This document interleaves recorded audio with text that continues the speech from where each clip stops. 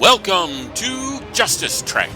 My name is Ted Kilvington, and this is an audio and video log that journeys through comic book history as I discuss individual comic book stories of Star Trek, the Justice Society, and the world's greatest superheroes, the Justice League of America. Justice Trek is the only show devoted to the entirety of these great comic book series. From the 1940 debut of the JSA, the launch of the JLA and Star Trek comic books in the 1960s, and right up to comics hot off today's shelves. This show will impact you in 5, 4, 3, 2, 1.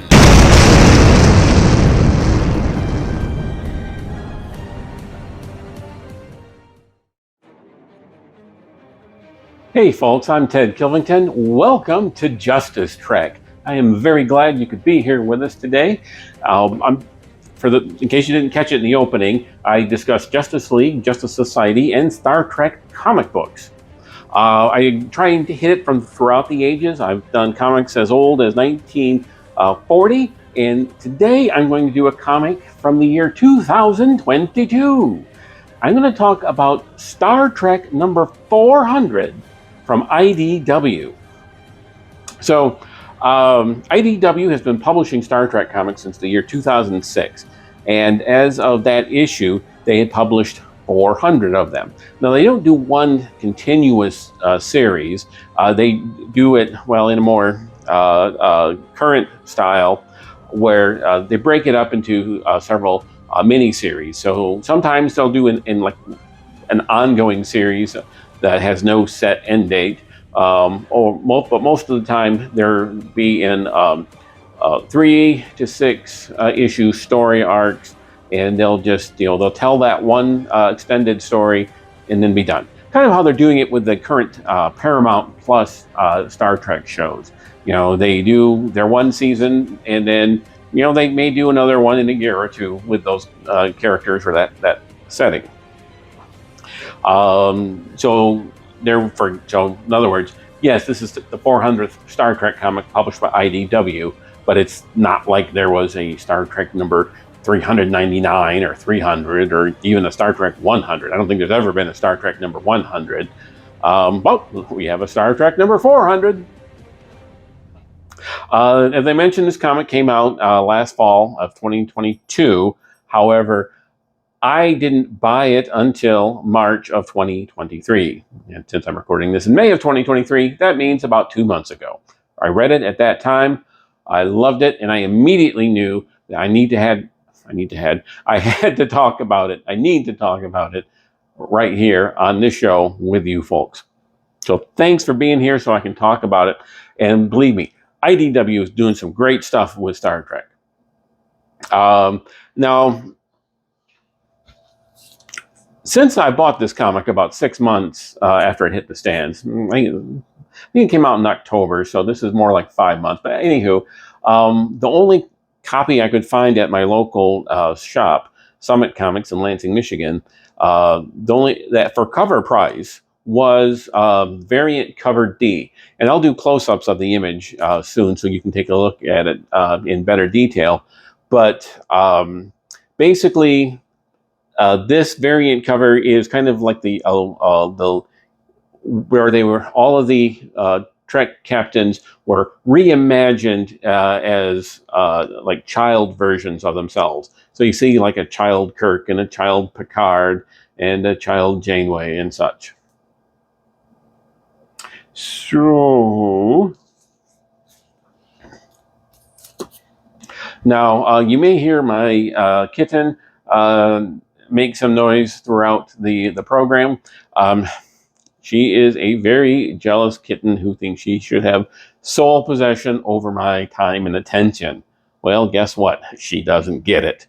So basically, if she is trying to do something or make some sound to try and get me to stop paying attention to you and to start paying attention to her, well, she's jealous of you. Now, when I first started, when I was getting ready to do Justice Trek, the vlog, I decided that I wanted to cover, comics from throughout comics history, including current comics. And right now, I really want to talk about the Justice League comics that I read that were coming out when I was a youth. So I was trying to think of what could I do to fulfill the current comics mandate, if you will, of the program. And then another podcaster, Ross Aitken, who hopefully, fingers crossed, I'll be podcasting with shortly. When I was recording with him a couple months ago in March, he recommended the IDW Star Trek books. So I went out and I grabbed this one and some of the current series, which also launched last fall.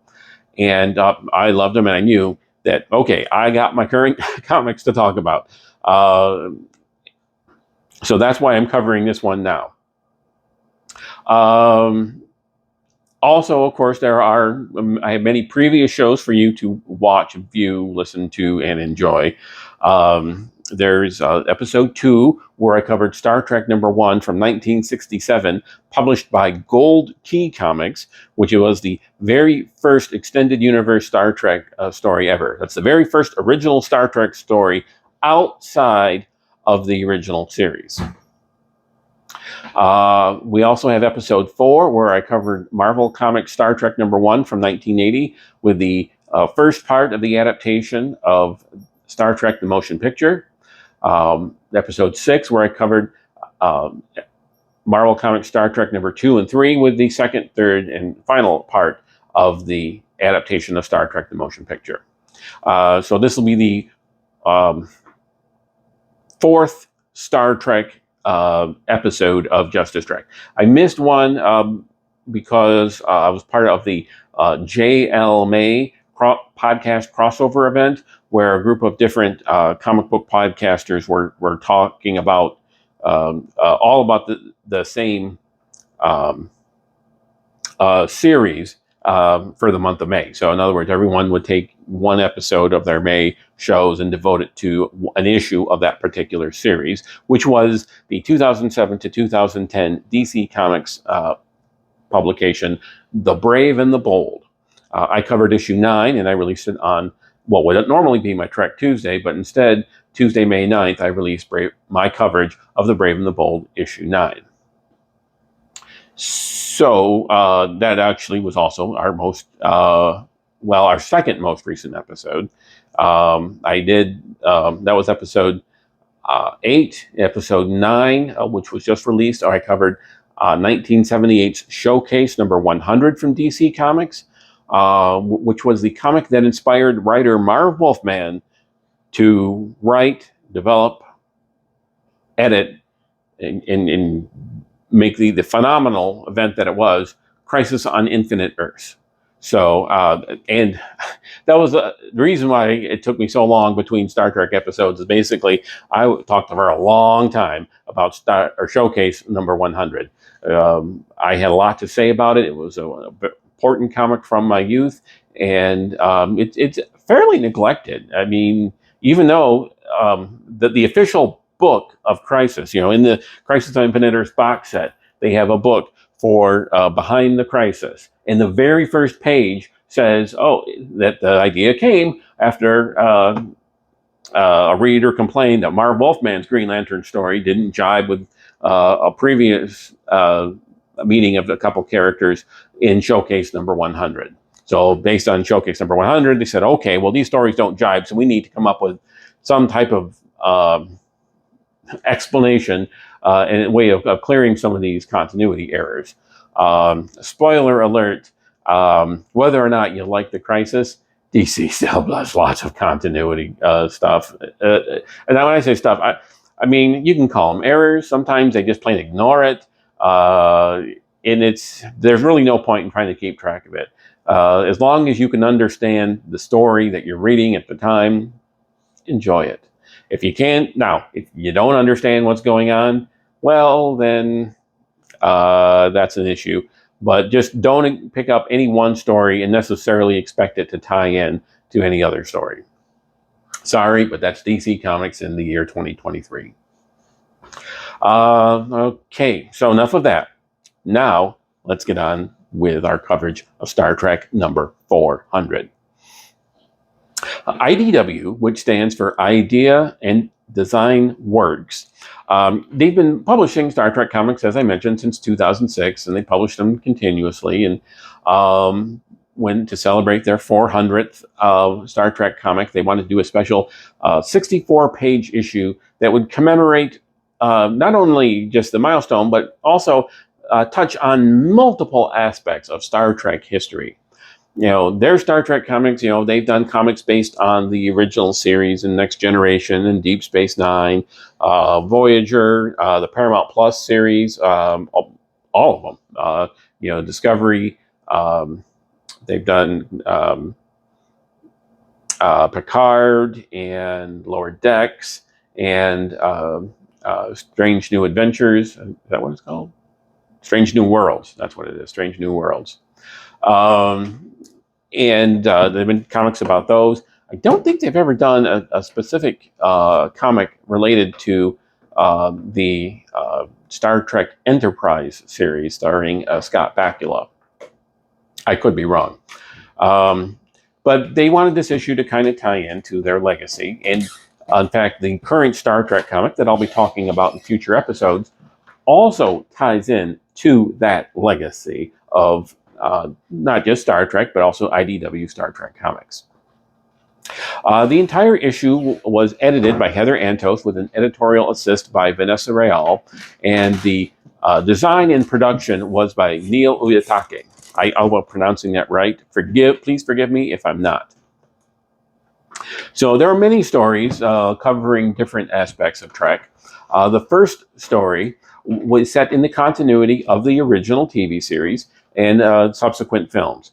It's titled Captain's Log, and it's 8 pages long, written by Chris Eliopoulos. Pencil and ink artist is Luke Sparrow. D.C. Alonso is the color artist, and Jake Wood is the letterer. Now, this story opens with a Starfleet officer narrating a reminiscence about their time serving on board the USS Enterprise with Captain James T. Kirk. There are somewhat random scenes taken from episodes of the show and movies, and it's not exactly clear who is doing the reminiscing until the final page, when we see it is Captain Hikaru Sulu, just as he is beginning his time serving in that role aboard the USS Excelsior. So a few notes.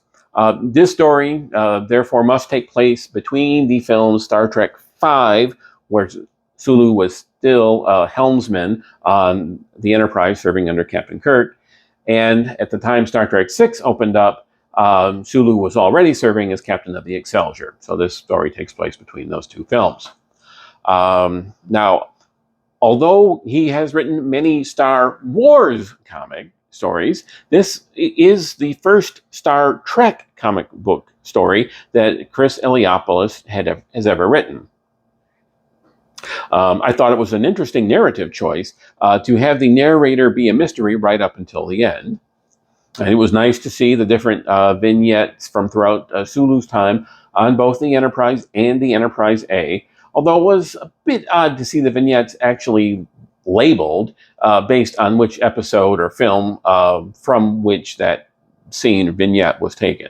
I mean, usually when I have a memory, I don't have a big label in white letters about when it was. I'm thinking, hey, remember that time when I was a kid? And then I don't remember June 18th, 1984 or something like that.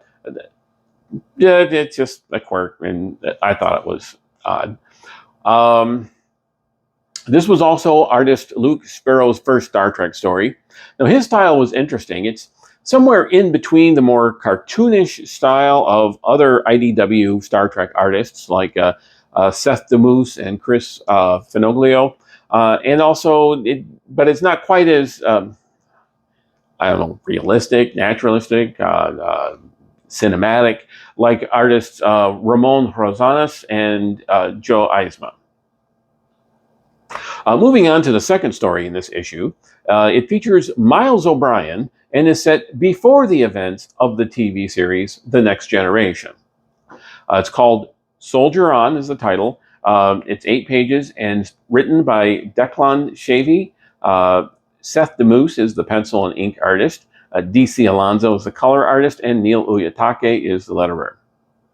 This story opens with Petty Officer O'Brien, who was assigned to the USS Rutledge shortly after the First Cardassian War.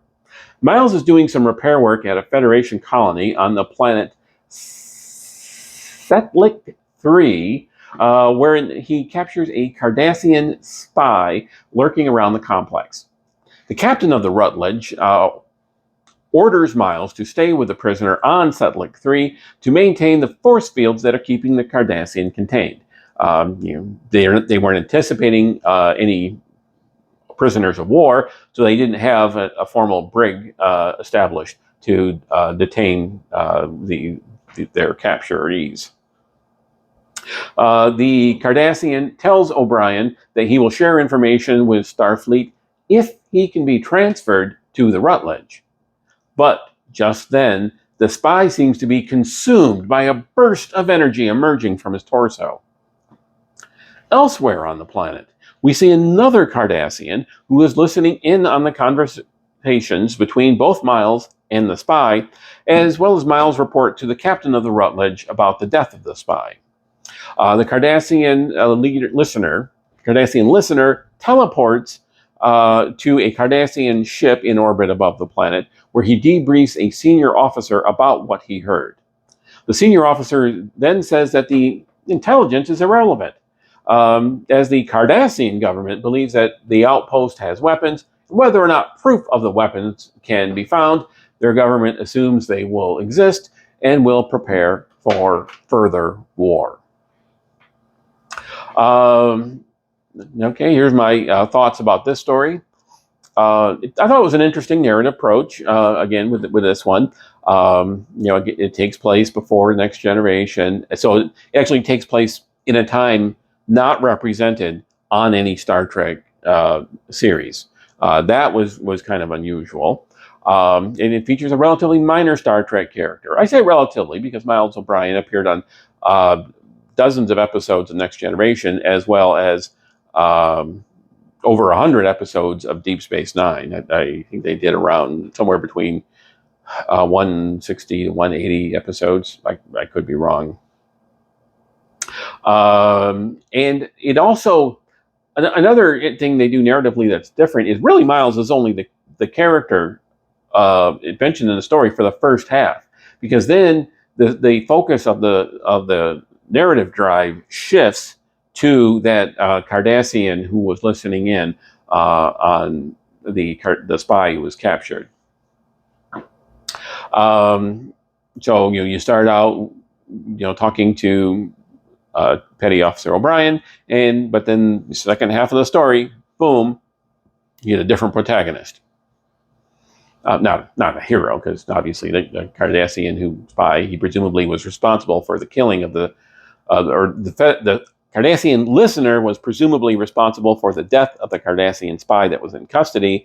So you might imagine that he's not a hero. He is the protagonist, but he's not the hero. I also liked how it still focuses on very specific details about Star Trek history. Specifically, Miles O'Brien's service aboard the Rutledge during the First Cardassian War. Regarding artist Seth DeMoose's style, as I mentioned earlier, I would definitely classify it as more cartoonish than cinematic.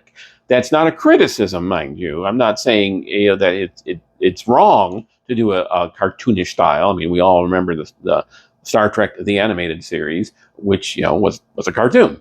So just because it's drawn in that style doesn't meaning make it bad. However, the Star Trek comics that have been published throughout the years have been notoriously troubled with demands from Paramount that they be more representative of the actors who are playing the characters. And a cartoony style kind of takes away from that. Okay, moving on to the third story. We have a one-page story set in the continuity of the J.J. Abrams Kelvin timeline Star Trek films. So those are the ones featuring Chris Pine as Captain Kirk and Simon Pegg as Mr. Montgomery Scott, or well, I'm not sure what rank he actually is in this story. In Star Trek, I think on the original series, he was a lieutenant commander, and by Star Trek 3, he was promoted to captain. Then, of course, you may remember there was a Next Generation episode where they revealed that even though Next Generation takes place about 78 years after, in Star Trek Generations, they said that the time when James Kirk, Admiral Kirk, was taken into the Nexus, he was 78 years after that he emerged from the Nexus. So just a couple of years before Captain Kirk emerged from the Nexus, the crew of the Enterprise D under Captain Picard found Scotty, who had been trapped in a transporter stasis buffer pattern to avoid capture or avoid destruction. It's been several years since I've seen that episode. I'm currently on my second watch through of The Next Generation. So I'll know in a couple of years what actually happened. But either way, Scotty is still alive in current IDW Star Trek comics. But this is not the Scotty played by James Doohan from the original series and films. This is the Simon Pegg Scotty. I think I've just told you more about that than time it would take me to tell you about the story. Basically, it's a one-page story titled Meanwhile. It is written by Mike Johnson. Angel Hernandez is the pencil and ink artist. Steve DeLassala is the color artist, and Neil Uyatake is the letterer. Scotty is napping on duty and awakens to find that his assistant, Keenser, is still working on the assignment. Scotty yells at Keenser and then goes back to sleep. Well, short and sweet. IDW has done about 100 Trek comics based on the continuity of the Kelvin timeline films. But the last IDW comic based on those films was a few years ago. Basically, until Paramount does more stuff with that timeline, IDW may not do any more comics with that timeline. I could be wrong, but it's their license. They can publish whatever they think would make for good Star Trek comics. The fourth story synopsis features Wesley Crusher and Jean-Luc Picard. It takes place about 30 years after the end of Star Trek The Next Generation. It's titled A Matter of Choice. It's 8 pages. It's written by Will Wheaton, who portrayed Wesley Crusher. The pencil and ink artist is Joe Eisma. DC Alonso is the color artist, and Neil Uyatake is the letterer. Nathan Wittick is the letterer. This story opens one evening in a chateau in France overlooking a vineyard. Retired Starfleet Admiral Jean-Luc Picard sits by his fire reading a book when he is approached by his old friend Wesley Crusher, the former ensign, who has been living for several years with a group of mysterious and metaphysically powerful humanoids known as the Travelers. Wesley takes Jean-Luc on a journey through time and space as they relive their joint philosophical and social history together. Just before leaving through a mysterious portal, Wesley leaves Picard with gratitude about the Admiral's presence in his life. We next see Wesley in the city of Los Angeles in the year 2024, and he's about to approach a woman. As I mentioned, Will Wheaton portrayed Wesley Crusher, and he wrote this story. This ending makes it seem that this story is just a preliminary glimpse into another larger story that will appear and take place in the year 2024, although I don't know if that has been confirmed. Since this story serves mostly as a refresher about the character in his past stories, as well as a possible tease about a future story, I don't think it works as well as a standalone narrative. The art by Joe Eisma worked well. with his more traditional Star Trek drawing style. And he did a great job with the likenesses of those next generation characters. I'm going to point out right now that this comic was published before the third season of the Star Trek Picard series. And the current runs of both Star Trek and another series set in that same continuity, Star Trek Defiant, both of those were at least begun or planned on before the launch of Picard. And, well, let's just say don't expect the two continuities to line up. Things happen with these characters that don't reflect what happens to them in Picard. Nothing saying I'm saying one was wrong or better, just saying they don't line up. Enjoy it for what it is, and don't try to nitpick the continuity. That's the same for any Star Trek comic. Basically, the way to approach these is just kind of look at them all as alternate universe versions of these characters. The Star Trek we saw in the Gold Key comics was nothing like we saw in the British comics, which was nothing like we saw in the DC comics, which is not like anything we saw in the Kelvin timeline. And now these current Star Trek comics in 2023 don't reflect season 3 of Picard. Now, they even have done comics. IDW has published comics based on the Picard series, but season 3 really went in a different direction with the characters, and that just these stories don't reflect that. So, next story, the fifth one, features Commander Kayla Detmer from the Paramount Plus series Star Trek Discovery. The Starfleeter is a 6-page story by Mike Johnson writer, Megan Levins pencil and ink artist, Rhonda Patterson color artist, and Neil Uitake letterer. And yes, this time I got the correct letterer. We see Commander Detmer on an uncharted moon with an apparently breathable atmosphere after having crashed her ship there. She starts to survey her surroundings when she sees a Klingon vessel that has also crashed there and muses that perhaps the same anomaly caused both ships to crash. Kayla explores a cookpot over a fire near the site of the crashed Klingon vessel. Just then, the Klingon pilot, a warrior matriarch named Laurel, confronts Kayla and accuses the Starfleet officer of being a lunch pillager. Kayla denies the accusation, saying she was just curious as she had tasted it, and then Laurel challenges Kayla to eat the still living Klingon food known as gach. Well, Detmer eats the gach and then knocks over Laurel with a mighty belch. In which you'll see the force of her belch and on the image. The two then bond as Laurel acknowledges that, yes, Detmer does have the intestinal fortitude to handle Klingon food, and then they leave the moon as friends. Now, this story is illustrated in a very cartoony fashion in the mold of kid versions of existing properties. So just like the particular cover version I mentioned before that I have with the kid versions of the Star Trek captains, this story has like kid versions of Detmer and Laurel. I mean, they're Starfleet officers, but they're just drawn in a very short fashion. And of course, Detmer's flying craft, is basically it's almost like a rowboat.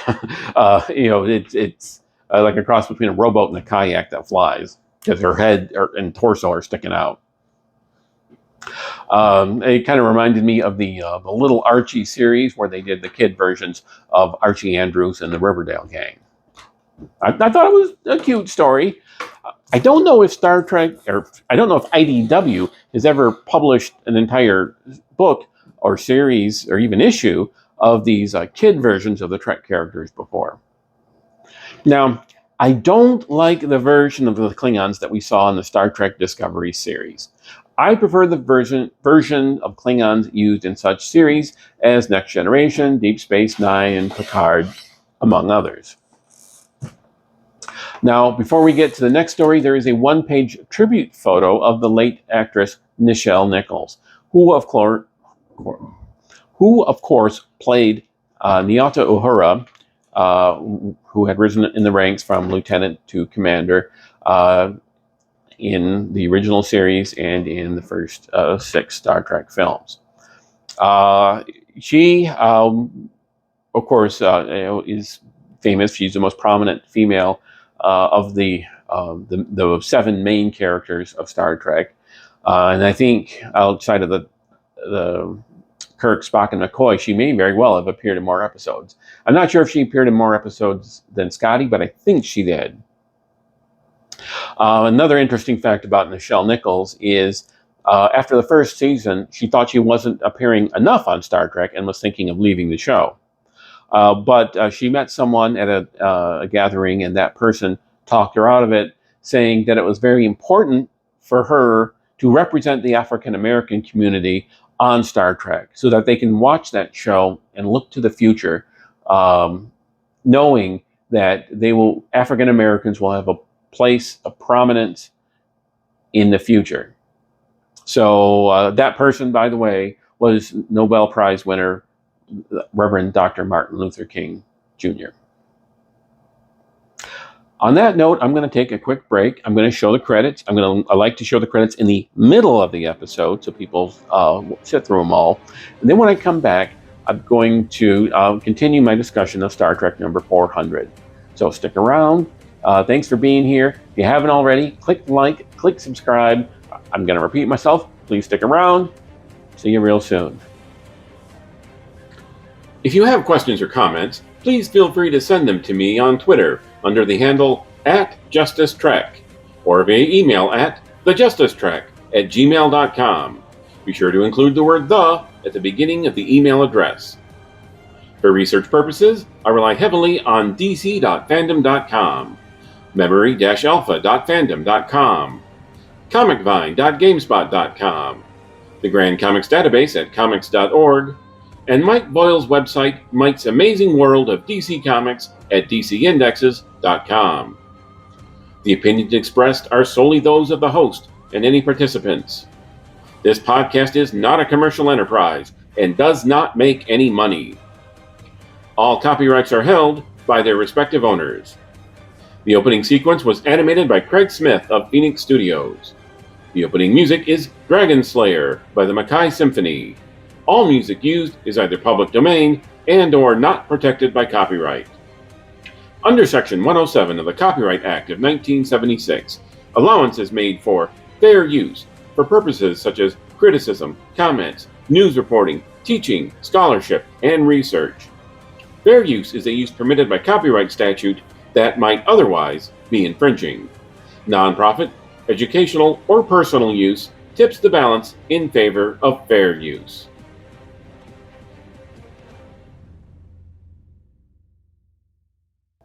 Hey folks, thanks for coming back. I appreciate you giving me your time, and so I hope I can make this program as enjoyable for you to watch or listen as it is for me to present it to you.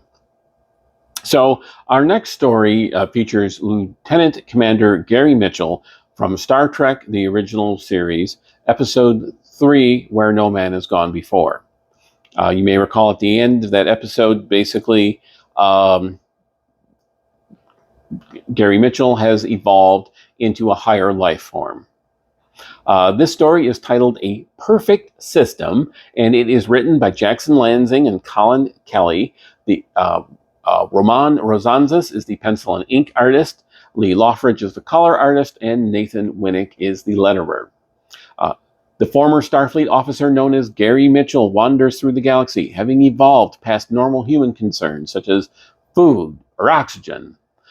Mitchell ponders the impact humanity and Starfleet have had on the galaxy and thinks that over 100 years since his evolution, humanity might finally be able to accept evolved beings such as himself. However, they won't actually accept him because he is quickly killed. We then see his form being dissolved by a powerful and mysterious beam. The end. Now, this story actually leads into that ongoing Star Trek comic I mentioned a few minutes ago, and it is written by Jackson Lansing and Colin Kelly. Now, this story and the preceding one about Wesley Crusher, and there's also a tease about the return of former Starfleet Captain Benjamin Sisko from Deep Space Nine.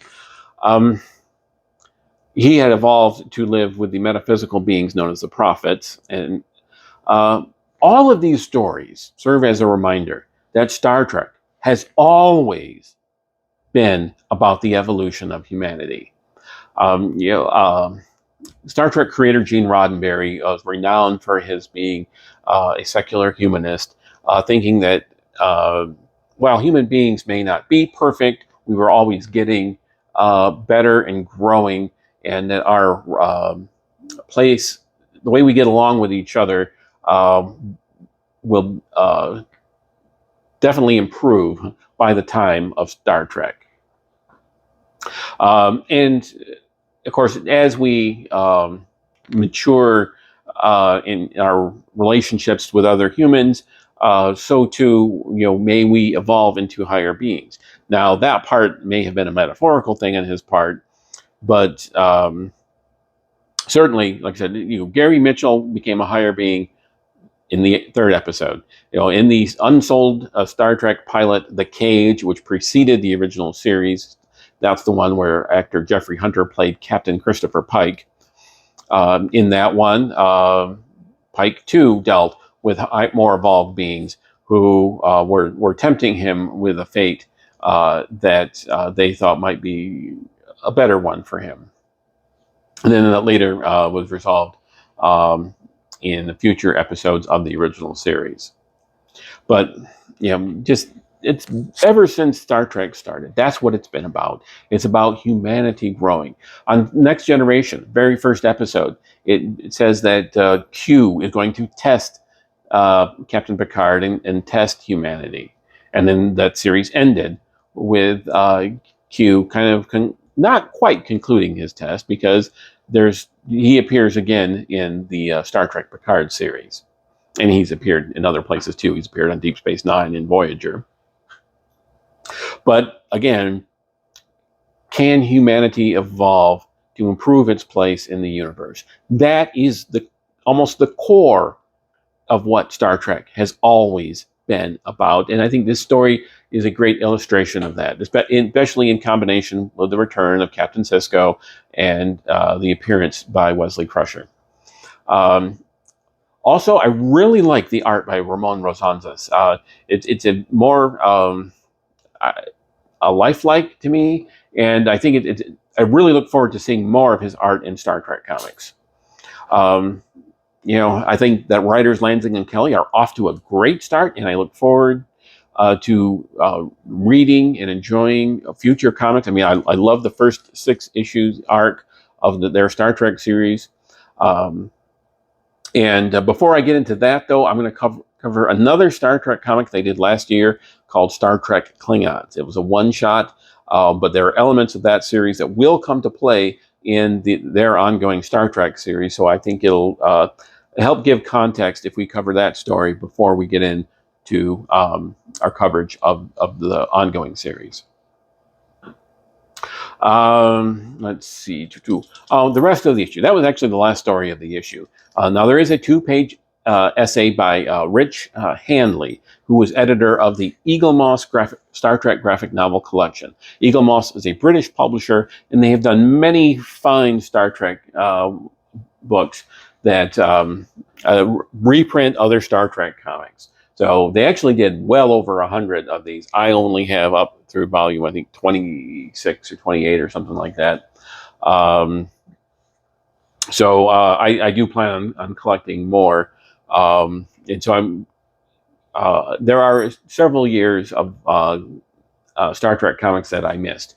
Long story short, I rarely bought IDW Star Trek comics. I won't think I was even aware that they were publishing them again when IDW got the license in 2006. And it wasn't until a free comic book day event, I think it was in 2016, when they did a mirror universe story for Star Trek: The Next Generation. I loved that comic, and so I went out and started buying the trade paperback versions of all of those stories in that milieu. They had done three. Just a moment, I have to attend to my kitten.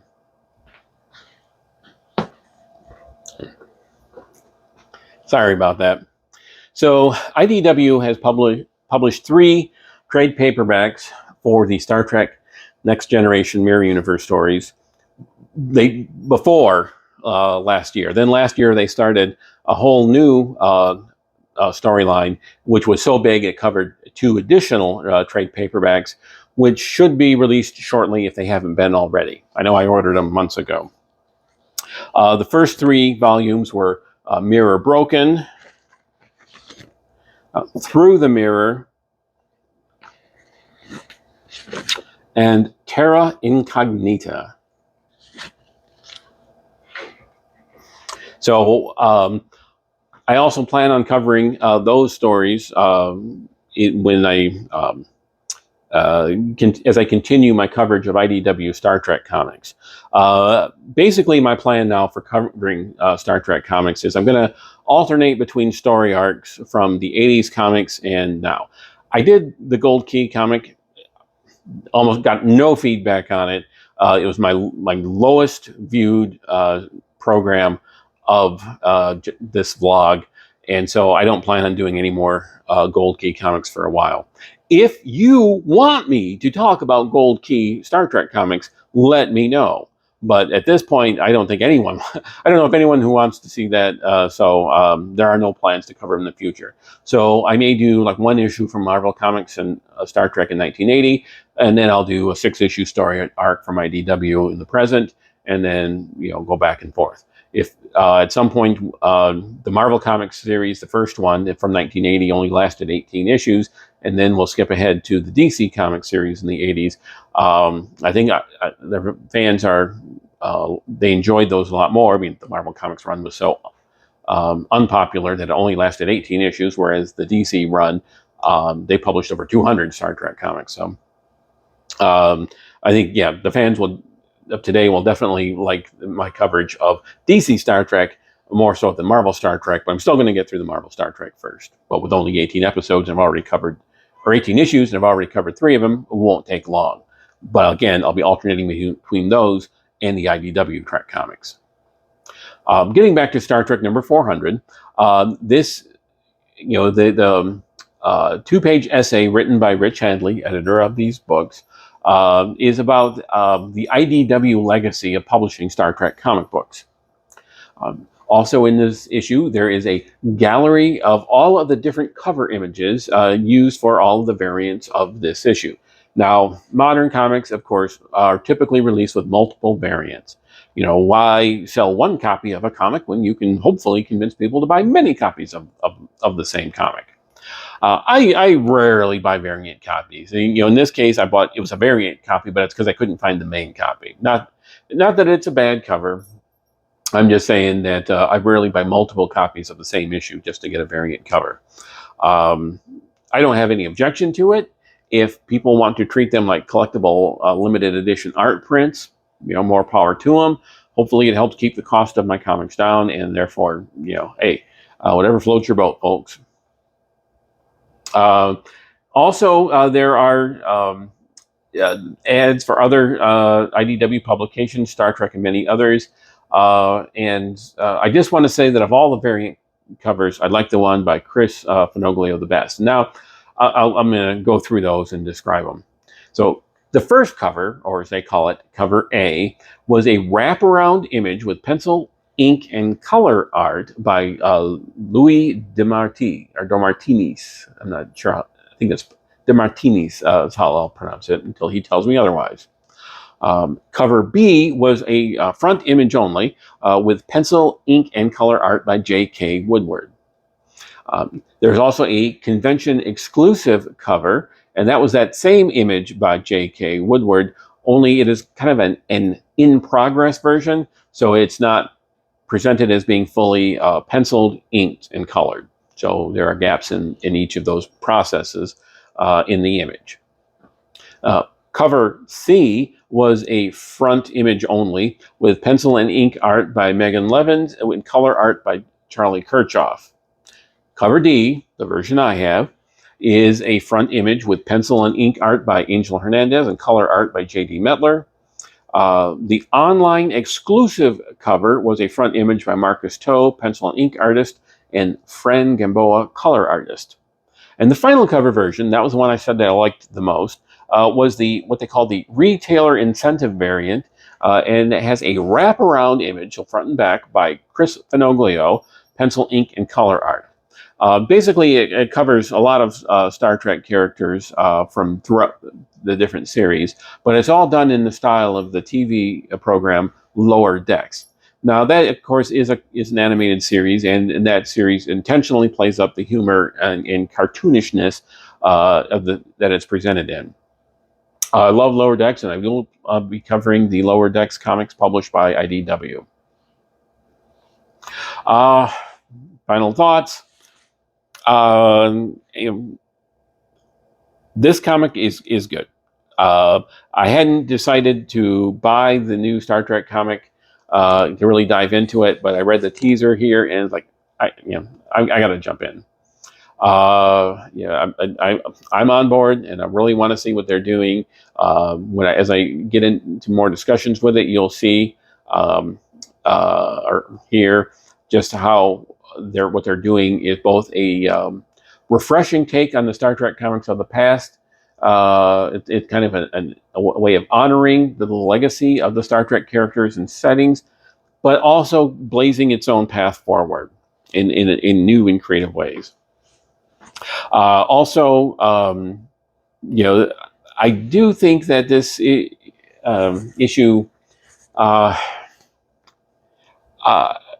since I haven't been following that many Star Trek comics, aside from those mirror universe stories, I can probably count on my fingers the number of IDW Trek comics I've read aside from those.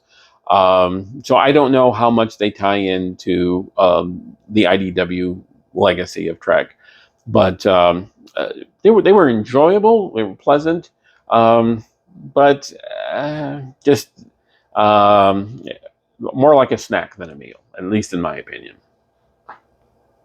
But again, I love the Colin Kelly and Jackson Lansing story so much. Also, if you have an opportunity, check out a recent interview they did on the podcast Comic Book Couples Counseling. The two writers appeared on that show to discuss the work they're doing on Star Trek. It was a great interview. If you have an opportunity, I suggest you go listen to it. Speaking of podcasts, as I mentioned earlier, I recently did that JL May episode. On Twitter, the announcement tweet that I used for that episode 8 was retweeted by Paul Hicks, the Irredeemable Shag, the Bat Pod, Coffee and Comics, the Longbox Crusade, Longbox Review, and the Daily Rios. On the announcement tweet, podcaster Keith G. Baker asked if there is an audio version of the feed. And Keith, I do put some audio versions available on the podcast stream. It's thejusticetrek.podbean.com. So that's the URL, thejusticetrek.podbean.com. But I don't do all of the shows in audio format. Long story short, Podbean will only allow 5 free hours a month. After that, you have to pay. I did try to do a podcast a few years ago. It never seemed to get much of a following. I've already gotten more participation and interest in the 9 episodes or 8 episodes, I guess, of the show that have been released at this time than I did for the over 100 episodes of the show when I did the podcast version. So I'm not really going to be focusing on the podcast. So not every episode will be there, but if you want to check out the audio versions, thejusticetrek.podbean.com. So also on Podbean, we have 2 followers on that site. Sorry, just wanted to check and make sure my microphone is on. On YouTube, episode 8 received 3 comments. Dragon King said, "Thank you for the mention. Another great video. Always love seeing your cat. So where can I get a bat cycle? LOL. Great job again." Edward Moore, podcaster Edward Moore, said, "Thank you for the kind words. I complimented his podcast on the show. I appreciate it." And finally, Douglas Adamson said, "Thanks to JLMay 2023, I encountered this channel and I have now subscribed. This was a great episode. I particularly enjoyed the well-executed integration of images as they were discussed. I am also insanely jealous of the storage space and the shelving. Not so much your cat, as I am allergic. Also, we are now up over 33 subscribers on YouTube. Thank you very much for all of the shares and the comments and the subscriptions. I hope you enjoy the show so far, and I hope you continue I hope that I continue to make shows that you enjoy.